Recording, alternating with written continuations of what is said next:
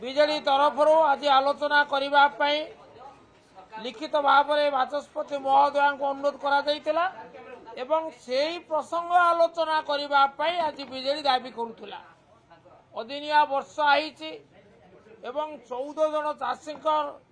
आत्महत्या होती, क्षतिपूरण आवश्यकता अनुसार मिलना। ये समस्त प्रसंग को आलोचना करने गृह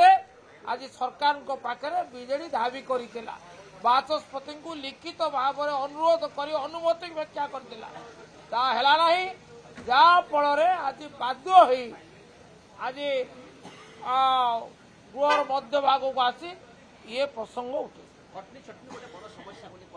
निश्चित तो समस्या किंतु प्रधान समस्या है सी तो धान संग्रह समस्या किंतु चाषी अमल बेले जो माड़ खाईगला 2 दिन धरिकी जो लगाण वर्षा है आमर मुख्यमंत्री नवीन बाबू जाइके 5टी जिला परिदर्शन कले वास्तवता कौन सचक्र देखिले एवं आपण माने जानती समग्र ओडिशा रे आपण प्रतिनिधि मान अछंती चाषीर दुर्दशा कौन कहीं चाषी आत्महत्या कला ये को आलोचना हम ना ये गृह कहार जनसाधारण ओडिशा चाषी ओडिशा श्रमिक मान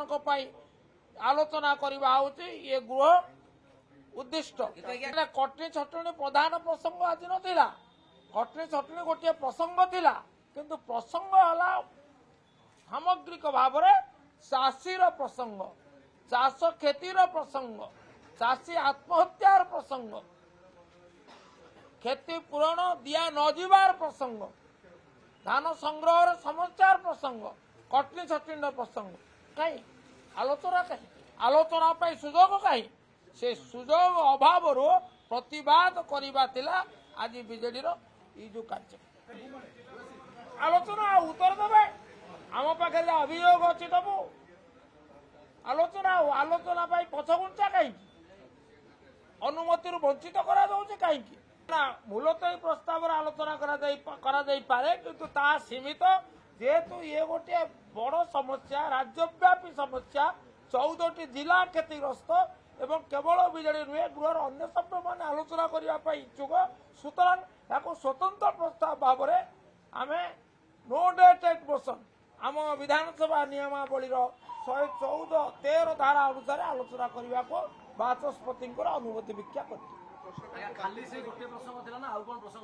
तो विराट प्रसंग अच्छी गोटे प्रसंग पर द्वितीय प्रसंग आसो कहीं विचार गुरुत्व दृष्टि आमर रही प्रेसिडेंट रही प्रश्नकाल बातिल करा एवं चाषी प्रसंग आम विचार केवल विजेडी विचार नुहे ओडिशावासी विचार एक गुरुत्वपूर्ण प्रसंग।